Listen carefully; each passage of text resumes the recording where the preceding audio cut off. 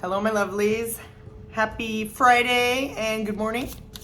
Hope everyone is super well today. I hope you woke up happy, joyful, positive, ready to tackle your dreams and goals and really step into your power and know your worth today, you guys, okay? We're gonna get some advice from Great Spirit on this situation, what the situation is, and some guidance about it. So thank you for coming here. If you've been here before, thanks for coming back. If you've never been here, then welcome. And I do appreciate you guys being here so very much. My name is Lindsay, aka the Dragon Queen, and I just try to help the best I can with the gifts and talents that I have, I guess, and help you creating the most beautiful life that you want, okay? For you, not for nobody else. Anyway, let's get with it.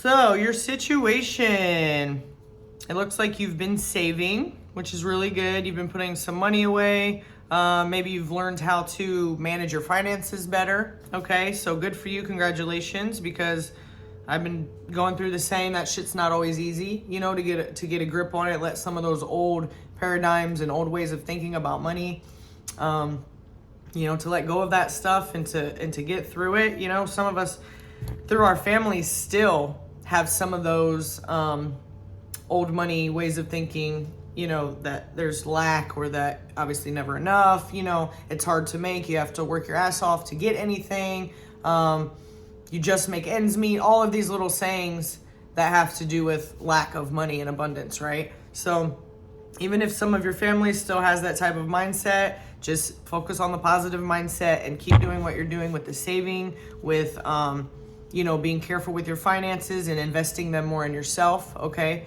And knowing that if you don't have extra to give, you are not obligated at all. You know what I'm saying? Don't feel bad because you can't give to a charity or because you feel you need to give back to yourself first at this time, okay? That's quite all right.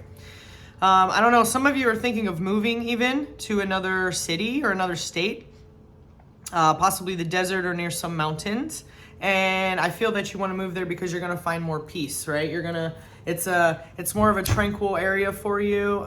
Just the energies around there, you find more grounding and more able to focus. So I think that's a good idea. Maybe that's what you're saving for, is the house or the move or whatever it is, to be able to go somewhere that you can, like I said, focus on your dreams a bit more and be able to really tune out any type of environments or negative energy. Maybe you need to switch your whole environment in general. Maybe where you're at is not healthy for you and you've got the negative situations and people around you that you just have to get away from, and you've got your eyeball on a place for that, right?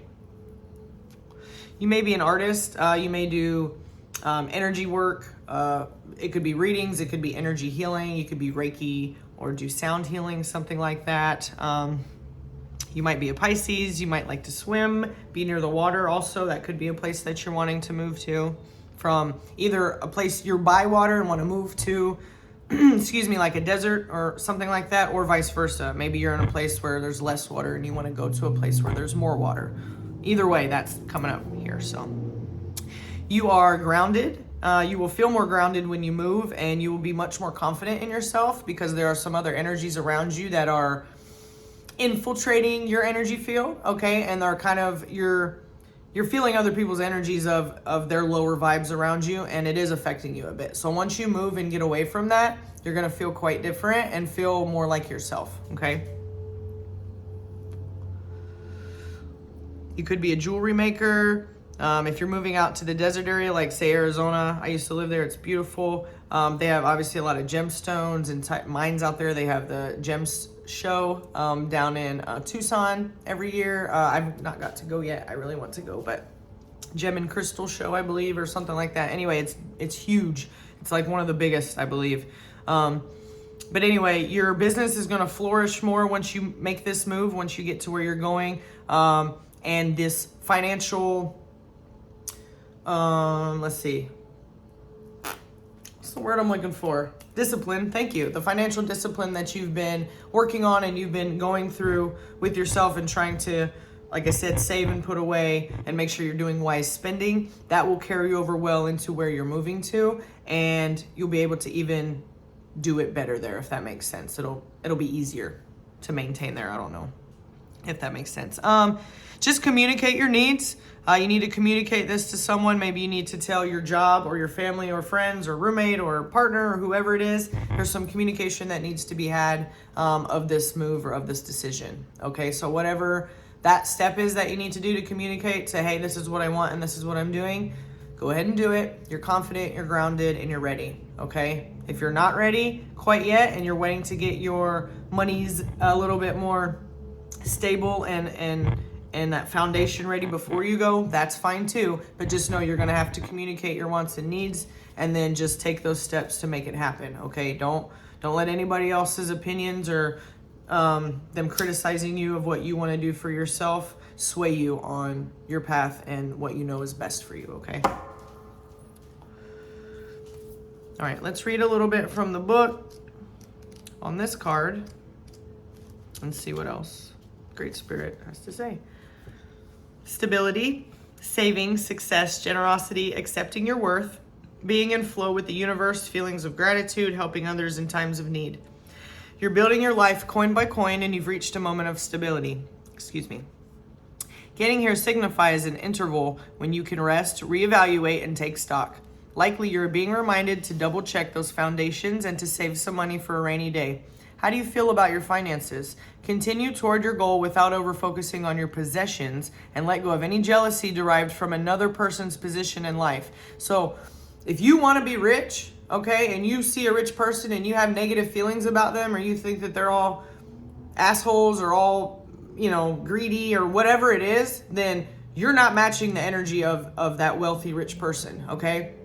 There are wealthy, rich people out there that don't have a shitty attitude and that are beautiful, wonderful, giving people that have tons of money, all right? That's the energy that you want to match. So don't walk around talking shit about rich people if you want to be rich. It doesn't work like that. Negative feelings around abundance will breed energy blockages big enough to hold back even the most magical of trajectories. The tighter you try to hold on to things, the more you block yourself from stepping into the flow of wealth and happiness. Remember, guys, also with money and its energy, true wealth and happiness will come from you feeling like that with or without money already.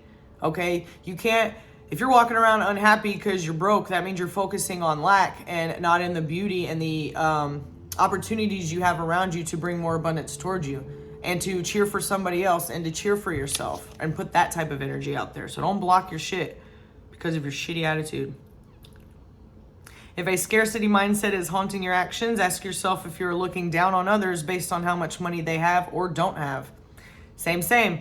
If you're walking around like that pompous asshole with a lot of money and looking down on people that have less than you, you got to change that shit up too. Because that's also going to bring some blockages and some negativity in your life, no matter how much money you have. Actively save and give in the world and focus on feeling excited and expansive. Affirm, I live an abundant life and I have more than I need. Page 161, go ahead and look up that for angel number. There might be some other guidance there for you. Hold on, sorry. Backtrack a second on my brain fart of what I was just gonna say. All right, so again, about when it says actively save and give to the world, that doesn't necessarily mean you have to give monetarily. If you're not able to and you are building your foundation and working on that, there are other ways you can give back, right? You can give back by helping other people manage their finances better and helping your friends if you know they're struggling, right? Maybe give some tips on how certain things that worked for you to be able to do that, all right? A little tip that that has helped me a lot and is, again, training the universe how to treat you, right? Because I say we train the universe how to treat us just like we train other people how to treat us by what energies we put out there and what we're willing to accept into our lives, okay? So when you get paid, I don't care if you get paid $1, I don't care if you get paid $100,000, no matter what it is, what do you do with that money first? Do you put it towards bills first? Do you rush to give it back to somebody else and let it go and to make sure other people are taken care of first? Or do you give to yourself first? That's what you want to do. 10%, at least 10% of every single cent you make needs to go into a savings somewhere and be forgotten about, okay? That's you paying you. You are worthy. You are rich, so you want to get paid. So don't tell the universe everybody else needs to get paid and deserves to get paid before you do, right? You get paid first, no matter what it is. If you make $1, put that dime in a box somewhere in your savings or in your savings account, transfer it over in your bank. I don't care what it is. I don't care how little or small it is. The first thing you do is take at least 10% and put it somewhere where you don't touch it, and that shit's yours, okay?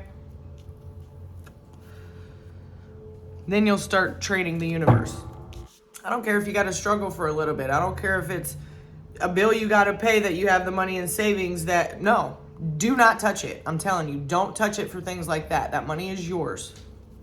And build it up to have a firm foundation first before you go trying to spend it on yourself or, whatever it may be. Don't build it up a little bit and then cash it out already. Let that shit build. Take time and patience, okay? Focus on your goals and tasks and art and creations and all of that while that's stewing. Just forget it's even there. It'll attract more money. Money attracts money. Just picture that. My money is magnet. It attracts itself. It attracts more money. It attracts more abundance. It attracts more goodness. Because money is energy, so don't look at money as bad, okay, or dirty or filthy. Money is good. You can use it for such good things for yourself and for others and for the planet.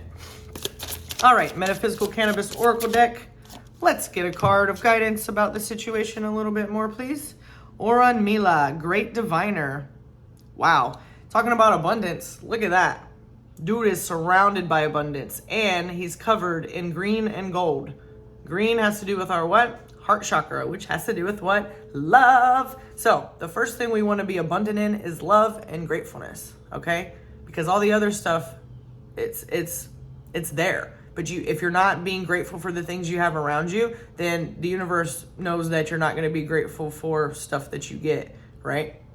Because that's the energy you're putting out. So make sure you're putting out the energy that you're grateful for, even the smallest thing. If you find a penny on the ground, don't dismiss that as, oh, it's just a penny.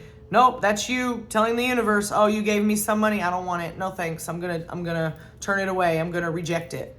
Don't do that. Pick that shit up, clean it off, wash your hands if you have to, and throw it in the fucking savings box, y'all. Urun Mila. This gentleman, page 95. Check that out if you need to. Angel number 95.